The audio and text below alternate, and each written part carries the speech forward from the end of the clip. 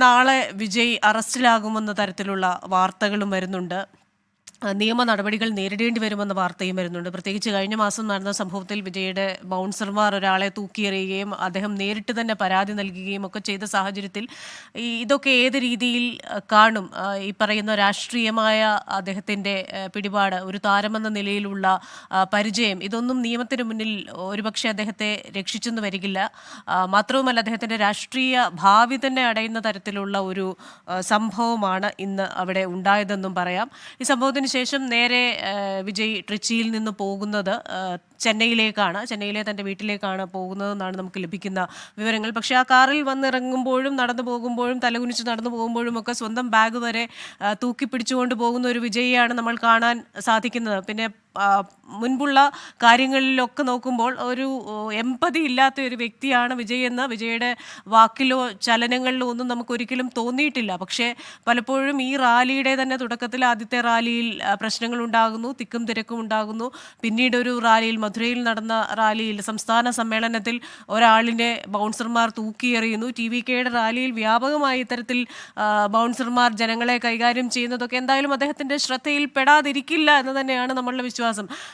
ശ്രദ്ധയിൽപ്പെട്ടിട്ടും സാധാരണക്കാരുടെ ജീവൻ, അല്ലെങ്കിൽ അദ്ദേഹത്തോടുള്ള സ്നേഹം കൊണ്ടും ആദരവ് കൊണ്ടും അദ്ദേഹത്തെ കാണാനുള്ള കൗതുകം കൊണ്ടും ഒക്കെ അവിടെ എത്തിച്ചേരുന്ന സാധാരണക്കാരോട് കൂടെ നിൽക്കുന്ന ബൗൺസേഴ്സിൻ്റെ ഈ പ്രവർത്തനം, അതൊന്നും അദ്ദേഹം ശ്രദ്ധിച്ചിരുന്നില്ലേ? അത്തരത്തിലുള്ള കാര്യങ്ങൾ ശ്രദ്ധിച്ചിരുന്നെങ്കിൽ ഇന്നുണ്ടായ ഈ വലിയ ദുരന്തത്തിന് ആകുമായിരുന്നില്ലല്ലോ എന്നൊക്കെ ചിന്ത നമുക്ക് ഉണ്ടാകുന്നുണ്ട്. വിജയകുമാർ വീണ്ടും ചേരുകയാണ്. വിജയകുമാർ, നാളെ വിജയ് അറസ്റ്റിലാകുമെന്ന സൂചനകൾ വരുന്നുണ്ട്. നിയമ നടപടികൾ എന്തായാലും നേരിടേണ്ടി വരും. വിജയാണെങ്കിലും പാർട്ടിയാണെങ്കിലും നിയമ നടപടികൾ നേരിടേണ്ടി വരും. ഇതിൻ്റെ സംഘാടകർ ഉത്തരം പറയേണ്ടതായി വരും. ഒപ്പം തന്നെ നമ്മൾ കണ്ടു, ആ സാധാരണക്കാരായ മനുഷ്യർ, അപ്പോഴത്തെ അവരുടേതായിട്ടുള്ള ഒരു കൗതുകം, അവരുടേതായിട്ടുള്ള അവർ കണ്ട ആ സിനിമയിലെ നായകൻ, അവരുടെയൊക്കെ ജീവിതത്തിലെ പ്രശ്നങ്ങൾക്കും പ്രതിസന്ധികൾക്കും ഒക്കെ ആ സിനിമകളിൽ കണ്ടതുപോലെ ഒരു പരിഹാരം ഉണ്ടായേക്കാമെന്ന പ്രതീക്ഷയോടെയാണ് അവർ ഓരോരുത്തരും അവിടെ തടിച്ചുകൂടിയത്. വെയിലും മഴയും ഭക്ഷണമില്ലായ്മയും ഇത്തരത്തിലുള്ള സാഹചര്യങ്ങളൊന്നും കണക്കാക്കാതെ അവിടെ എത്തിച്ചേർന്ന വ്യക്തികൾ, അവരുടേതായിട്ടുള്ള പ്രതികരണം, അതിനുശേഷം അവർക്ക് അവരുടെ ഉറ്റവരെയും ഉടയവരെയും ഒക്കെ നഷ്ടപ്പെടുന്നു. അവരുടെ സാധനങ്ങൾ അവിടെ നഷ്ടപ്പെടുന്നു. ചിന്നിച്ചിതറി കിടക്കുന്ന ചെരുപ്പുകൾ, അങ്ങനെ ഒരു ദുരന്ത ഭൂമി എന്ന നിലയിലേക്ക് കരൂർ മാറിയിരിക്കുകയാണ്, അല്ലേ? ക്രിസ്റ്റിന, ഇതിൽ ഇനിയിപ്പോൾ ഇതേ ചുറ്റിപ്പറ്റി നടക്കാൻ പോകുന്ന രാഷ്ട്രീയ ചർച്ചകളായിരിക്കാം തമിഴ്നാട്ടിൽ അടുത്ത മണിക്കൂറുകളിൽ നമ്മൾ കാണാൻ പോകുന്നത്. ഈ നിഷ്കളങ്കരായ ജനങ്ങൾ ഒരു നേതാവിനെ കാണാനും അയാളുടെ പ്രസംഗങ്ങൾ കേൾക്കാനും ഒക്കെ വന്നവരാണ് ഇതിൽ ബഹുഭൂരിപക്ഷവും. TVK എന്ന രാഷ്ട്രീയ പാർട്ടി തന്നെ യഥാർത്ഥത്തിൽ വിജയ് എന്ന ഒരു നേതാവിൻ്റെ സ്റ്റാർഡത്തിൽ കെട്ടിപ്പടുത്ത ഒരു പാർട്ടിയാണ്. അതിനപ്പുറത്തേക്ക് അതിന് മറ്റ് ഒരു സ്വഭാവമൊക്കെ രൂപപ്പെട്ടു വരുന്നതേ ഉള്ളൂ. വിജയുടെ ഏതാണ്ട് 5ാമത്തെയോ 6ാമത്തെയോ ആ നിലയ്ക്ക് നോക്കിയാലുള്ള ഒരു പബ്ലിക് അഡ്രസ്സാണ്, ഒരു റാലിയാണ് ഇന്ന് നടന്നത്. അതിൽ യഥാർത്ഥത്തിൽ ഈ സ്ഥലത്ത് ലക്ഷക്കണക്കിന് ആളുകൾ വരും എന്നത് കൃത്യമായി ഈ TVKയുടെ പ്രാദേശിക നേതാക്കൾക്ക് അറിയാമായിരുന്നു. ഇപ്പോൾ അവിടെ പങ്കെടുത്ത നേതാക്കളിൽ പലരും ആ പ്രദേശത്തുള്ളവരാണ്. അവർക്ക് ഇതിൽ സംഭവിക്കാൻ സാധ്യതയുള്ള തിരക്കിനെപ്പറ്റി നല്ല ബോധ്യവുമുള്ളവരാണ്. അവരാരും വിജയോട് ഈ സ്ഥലത്ത്, ഇത്രയും ഒരു ചെറിയ സ്ഥലത്ത് ഇത്രയും ആളുകൾ വന്നാൽ ഉണ്ടാകാവുന്ന പ്രശ്നങ്ങളെപ്പറ്റി പറഞ്ഞില്ല എന്നാണോ നമ്മൾ മനസ്സിലാക്കേണ്ടത്? അതോ അത് നേരിടാൻ തയ്യാറാണ് എന്ന വിജയ് തീരുമാനമെടുത്തിരുന്നോ എന്നാണോ നമ്മൾ മനസ്സിലാക്കേണ്ടത്? എന്തായാലും ഒരു കാര്യം ഉറപ്പാണ്, ഈ 22, 23 നിർദ്ദേശങ്ങളുടെ ഉപാധികളോടെയാണ് വിജയ് എല്ലായിടത്തും ഈ റാലികൾ നടത്തേണ്ടത് എന്ന് പോലീസ് രേഖാമൂലം തന്നെ ആ പാർട്ടി നേതൃത്വത്തെ അറിയിച്ചിട്ടുണ്ട്.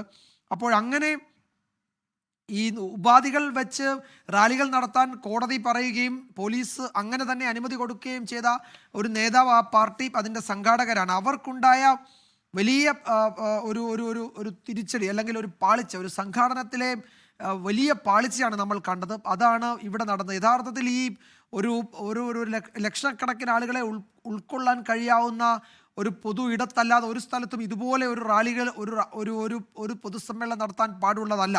ഇത് തമിഴ്നാട് പോലെ ഒരു സംസ്ഥാനത്ത് പ്രധാനപ്പെട്ട നേതാക്കൾ പങ്കെടുക്കുന്ന പരിപാടികളിലെ ആൾക്കൂട്ടവും അവിടുത്തെ ജനങ്ങളുടെ വൈകാരിക പ്രകടനവും ഒക്കെ കാണാത്ത ഒരാളല്ല വിജയ് എന്ന നടനും രാഷ്ട്രീയ നേതാവും. അപ്പോൾ എന്തുകൊണ്ട് അദ്ദേഹം അവഗണിച്ചു എന്ന ചോദ്യം വളരെ ദുരൂഹമായി തന്നെ നിലനിൽക്കുകയാണ്. അതുകൊണ്ടാണ് ഇതിൻ്റെ ധാർമ്മികവും നിയമപരമായ ഉത്തരവാദിത്വം വിജയ് ഏറ്റെടുക്കേണ്ടി വരികയും അദ്ദേഹത്തിനെതിരായ നിയമ നടപടികൾ ഉണ്ടാവും, അറസ്റ്റ് ഉൾപ്പെടെയുള്ള നടപടിയിലേക്ക് പോവുകയും ചെയ്യും എന്ന് നമ്മൾ ഈ ഘട്ടത്തിൽ വിലയിരുത്തേണ്ടത്. ഇപ്പോൾ വരുന്ന റിപ്പോർട്ടുകളൊക്കെ വിജയ് നാളെ അല്ലെങ്കിൽ ഇന്ന് രാത്രിയല്ലേ നാളെ അദ്ദേഹത്തിനെതിരെ പോലീസിന് നടപടിയെടുക്കേണ്ടി വരും എന്നുള്ളതാണ്. കാരണം കോടതിയിൽ ഇതിനോടകം ഉള്ള ഒരു കേസാണിത്. ആ കേസ് കോടതി പലതവണ പരിഗണിക്കുകയും അതിൽ ഓരോ സമയത്തും ഇൻ്ററിം ഓർഡറുകൾ, ഇടക്കാല ഉത്തരവുകൾ നൽകുകയും ഒക്കെ ചെയ്തതാണ്. ഒടുവിൽ കോടതി തന്നെ ചോദിച്ചതാണ്, ഈ നിലയിലാണെങ്കിൽ ഈ പാലിക്കാത്ത ഉത്തരവുമായി എന്തിന് ഇത്തരം റാലികൾ നടത്തുന്നത് വിജയിയോട് ചോദിക്കുകയും എന്തെങ്കിലും സംഭവിച്ചാൽ താങ്കളായിരിക്കും അതിന് ഉത്തരവാദി എന്നൊരു വാണിംഗ് കൊടുക്കുകയും ചെയ്തതാണ്. അപ്പോൾ ആ നിലയിൽ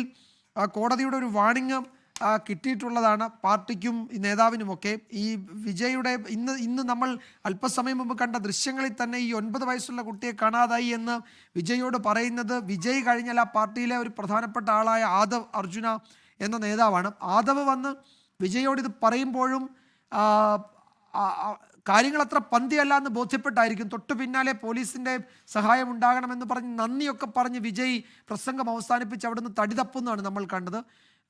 പിന്നീട് അവിടെ എന്ത് സംഭവിച്ചു എന്ന ഒരു അന്വേഷണം അദ്ദേഹത്തിൻ്റെ ഭാഗത്തുനിന്ന് ഉണ്ടായിട്ടില്ല എന്ന് വേണം മനസ്സിലാക്കാൻ. പിന്നീട് നമ്മൾ കാണുന്നത് വിജയ് വിമാനത്താവളത്തിലേക്ക് കയറിപ്പോകുന്നതാണ്. അപ്പോൾ യഥാർത്ഥത്തിൽ ഒരു ആംബുലൻസ് വരണം എന്നൊക്കെ അദ്ദേഹം അവിടെ പറയുന്നത് നമ്മൾ കേൾക്കാം. അപ്പോൾ ആംബുലൻസ് വന്നാൽ കടന്നു വരാൻ പറ്റുന്ന ഒരു സാഹചര്യവും അവിടെ ഉണ്ടായിരുന്നില്ല. നേരത്തെ ആശുപത്രിയിൽ നിന്നൊക്കെ ദൃക്സാക്ഷികൾ പറയുന്നത് ഈ പലർക്കും ആ സമയത്ത് ചികിത്സ കിട്ടിയിരുന്നുവെങ്കിൽ അവരെയൊക്കെ ജീവിതത്തിലേക്ക് തിരികെ കൊണ്ടുവരാൻ കഴിയുമായിരുന്നു എന്നാണ്. ഈ അപകടമുണ്ടായതിന് തൊട്ടു പിന്നാലെ ആംബുലൻസിന് അവിടെ എത്തി ഈ ആളുകളെയൊക്കെ ചികിത്സയ്ക്കായി ആശുപത്രിയിലേക്ക് കൊണ്ടുവരാൻ പറ്റുന്ന ഒരു സാഹചര്യം ഉണ്ടായിരുന്നു. തമിഴ്നാട് മുഖ്യമന്ത്രി MK സ്റ്റാലിൻ അദ്ദേഹം ചെന്നൈയിൽ നിന്ന് കരൂരിലേക്കുള്ള യാത്ര അല്പസമയത്തിനകം തുടങ്ങുന്നുണ്ട്. ദൃശ്യങ്ങളിൽ അദ്ദേഹത്തെ കാണാം. നേരത്തെ തമിഴ്നാട് ചീഫ് സെക്രട്ടറി ഒക്കെ പങ്കെടുത്ത ഉദ്യോഗസ്ഥരുടെ ഒരു ഉന്നതതല യോഗത്തിൽ MK സ്റ്റാലിൻ പങ്കെടുത്തിരുന്നു. അടിയന്തരമായി അവിടെ ചെയ്യേണ്ട കാര്യങ്ങൾ സംബന്ധിച്ച് ഉദ്യോഗസ്ഥരുമായി മുഖ്യമന്ത്രി ആശയവിനിമയം നടത്തുകയും ചെയ്തിരുന്നു. കേന്ദ്ര ആഭ്യന്തര മന്ത്രാലയം ഒരു റിപ്പോർട്ട് ആവശ്യപ്പെട്ടിട്ടുണ്ട് തമിഴ്നാട് സർക്കാരിനോട്. ഒപ്പം ആഭ്യന്തരമന്ത്രി അമിത്ഷാ സ്റ്റാലിനെ വിളിക്കുകയും കേന്ദ്രത്തിൻ്റെ എന്തെങ്കിലും തരത്തിലുള്ള സഹായം വേണമെങ്കിൽ അത് നൽകാൻ തയ്യാറാണെന്ന് അറിയിക്കുകയും ചെയ്തിട്ടുണ്ട്. കേരള സർക്കാർ തമിഴ്നാടിന് സഹായം വാഗ്ദാനം ചെയ്തിട്ടുണ്ട്. ആരോഗ്യ പ്രവർത്തകരെ ഉൾപ്പെടെ അവിടേക്ക് അടിയന്തരമായി അയക്കണമെങ്കിൽ അതിന് തയ്യാറാണ് എന്ന് ആരോഗ്യമന്ത്രിയും അറിയിക്കുകയും ചെയ്തിട്ടുണ്ട്. ആ നിലയിൽ മറ്റ് സംസ്ഥാനങ്ങളൊക്കെ ഈ വിഷയത്തിൽ ഇടപെട്ടിട്ടുണ്ട്. മുഴുവൻ നേതാക്കളും ഇപ്പോൾ എനിക്ക് തോന്നുന്നു തമിഴ്നാട്ടിലെ പ്രധാനപ്പെട്ട മുഴുവൻ നേതാക്കളും കരൂരിലേക്ക് ഇന്ന് രാത്രിയും നാളെയും ഒക്കെയായി എത്തുന്നുണ്ട്. പക്ഷേ അപ്പോഴും വിജയ് അവിടെ നിന്ന് തിരികെ ചെന്നൈയിലേക്ക് പോവുകയാണ് ഉണ്ടായിരിക്കുന്നത്.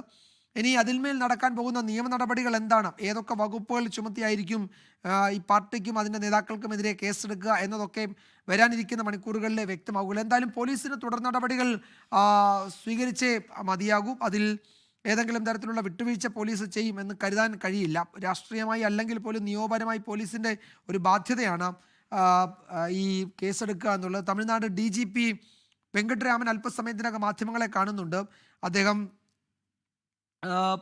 എന്താണ് അതിൽ പറയാൻ പോകുന്നത് എന്ന് നമുക്ക് നോക്കാം. അദ്ദേഹത്തിൻ്റെ വിശദീകരണം അല്പസമയത്തിനകം വരും. പോലീസിൻ്റെ ഇടപെടൽ അവിടെ ഉണ്ടായില്ല എന്നൊക്കെയുള്ള BJPയുടെ വിമർശനമൊക്കെ നേരത്തെ വന്നിരുന്നു. പോലീസ് ഇതൊരു ദുരന്തത്തിന് ആ പ്രദേശത്തെ ജനങ്ങളെ വിട്ടുകൊടുത്തു എന്നായിരുന്നു ആരോപണം. അവിടെ ചില ദൃശ്യങ്ങളിൽ കാണുന്നുണ്ട് സംസ്ഥാന മന്ത്രിമാരുൾപ്പെടെ അവിടെ വന്ന് കണ്ണീർ പൊഴിക്കുന്നത് നമ്മൾ കാണുന്നുണ്ട്. കാരണം ഈ തമിഴ് മാധ്യമങ്ങൾ നൽകുന്ന ദൃശ്യങ്ങളും ആശുപത്രിയിലെ കാഴ്ചകളുമൊക്കെ നമുക്കങ്ങനെ കണ്ടു നിൽക്കാൻ പോലും കഴിയുന്നതല്ല. ഈ മക്കളെ കാണാതെ അല്ലെങ്കിൽ മക്കൾ മരിച്ച വിവരമൊക്കെ അറിഞ്ഞും അവിടെ മാതാപിതാക്കൾ നെഞ്ചിൽ വലിയ വിലാപവുമായി ആശുപത്രിയിലൂടെ നടക്കുന്നതും അവരുടെ നാട്ടിൽ കേൾക്കുമ്പോൾ ഹൃദയം തകരുന്ന വിലാപവും ഒക്കെയാണ് ആശുപത്രിയിൽ പലയിടത്തും നമ്മൾക്ക് കാണാൻ കഴിയുന്നത്. ലോകത്തെവിടെയായാലും ഏത് സമയത്തും 24 വാർത്തകളും ഓഗ്മെന്റഡ് റിയാലിറ്റി പാക്കേജുകളും എക്സ്പ്ലെയിനറുകളും വിശദമായി കാണാൻ ഞങ്ങളുടെ YouTube ചാനൽ നിങ്ങൾക്ക് സബ്സ്ക്രൈബ് ചെയ്യാം.